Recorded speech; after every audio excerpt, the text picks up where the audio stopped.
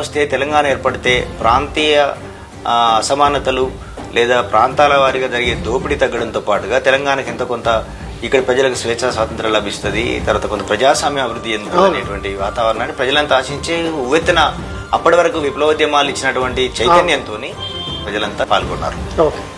ఇక్కడ జరుగుతున్న రాజకీయ పరిణామాలని పరిస్థితుల్ని గమనిస్తూ వస్తున్నాం.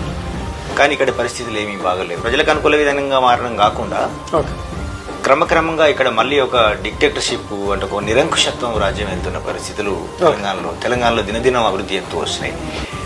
వాటిని చూస్తున్నప్పుడు మరి ఇలాంటి పరిస్థితుల కోసం కాదు కదా మనం పోరాడింది. జయశంకర్ జిల్లాతో పాటుగా నేను ఇక్కడ హన్మకొండలో బ్రతుకుదెరువు కోసం హన్మకొండలో ఉంటున్న క్రమంలో నాకు వస్తూ పోతున్నప్పుడు మా ఊరికి వస్తూ పోతున్నప్పుడు ఒక 3-4 నియోజకవర్గాలు కలుస్తాయి. ఇక్కడ నేను ఉన్నది వర్ధనపేట నియోజకవర్గంలో ఉంటున్నా, పక్కన హన్మకొండ ఉంటుంది, ఆ తర్వాత పరకాల ఉంటుంది, భూపాలపల్లి. ఈ 4 నియోజకవర్గాలు ప్రత్యక్షంగా ప్రయాణం చేస్తున్నప్పుడు నేను చూస్తున్నా అసలు ఎలాంటి పరిస్థితులు వచ్చినాయంటే మళ్ళీ ఒకనాటి పాతకాలపు రాజుల సంస్కృతి వచ్చిందా, ఫ్యూడల్ సిస్టమ్ వచ్చేసి ఒక్కొక్క దగ్గర ఎన్నికైనటువంటి ఒక ఎమ్మెల్యే లేదా ఒక లీడరు ఆ నియోజకవర్గానికి ఒక సామంత రాజును అని ప్రకటించుకొని పరిపాలన చేస్తున్న అలాంటి దౌర్భాగ్య పరిస్థితులు కళ్ళ ముందు కనిపిస్తున్నాయి. ప్రజలు ఎక్కడికి వెళ్ళినా వాళ్ళు మాతో చర్చిస్తున్నారు, అన్న ఈ పరిస్థితులు ఇట్లా మారిపోయి రోజు రోజుకు అసలు మేము స్వేచ్ఛగా ఏమి మాట్లాడలేని పరిస్థితులు తలెత్తుతున్నాయి అన్నప్పుడల్లా నాలో ఉన్నటువంటి ఉద్యమకారుడు నన్ను ప్రశ్నిస్తూనే ఉన్నాడు. అంటే ఏ పరిస్థితుల కోసం మీరు పోరాడినరు, ఏ పరిస్థితుల కోసం మీరు త్యాగం చేసినారు, మళ్ళీ తిరిగి ఏ పరిస్థితి తలెత్తుతున్నాయి. ఇప్పుడు ఒక దగ్గర మళ్ళీ ఆ సామాజిక బాధ్యత ఏదైతే ఉందో నన్ను మళ్ళీ ప్రజాక్షేత్రంలో ఉండడం అవసరం అనేది నన్ను తట్టి లేపింది. డెమోక్రసీలో ఇక్కడ ఉన్నటువంటి ఎలక్షన్ సిస్టమ్ లో కూడా ఎన్ని లోపాలున్నా ఈ రాజ్యాంగపరమైన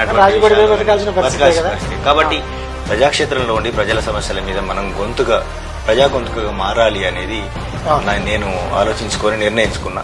చాలా మంది మిత్రులు కూడా ఆ విషయంలో నన్ను ప్రోత్సహించారు.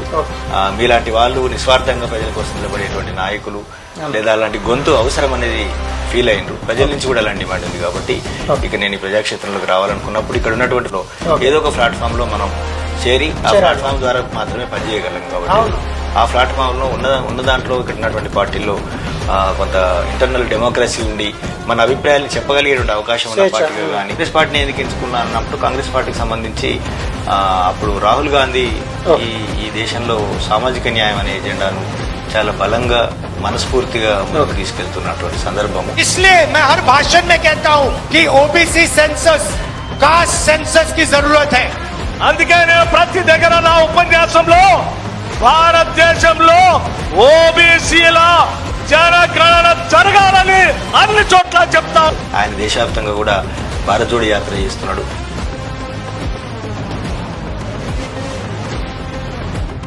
జోడో యాత్ర ద్వారా మేము అంటే విద్వేషం స్థానంలో ప్రేమ పూలు పూజించాలనేటువంటి లక్ష్యం మేము పెట్టుకున్నాం అనేది ఆయన ప్రకటిస్తున్నాడు. ఆయన నిజాయితీగా ముందుకు వస్తున్నాడని నేను మనస్ఫూర్తిగా నమ్మిన కాబట్టి ఆయన నాయకత్వంలో పనిచేయాలని నిర్ణయించుకొని అట్లా ప్రజాక్షేత్రంలో రావడం కోసమే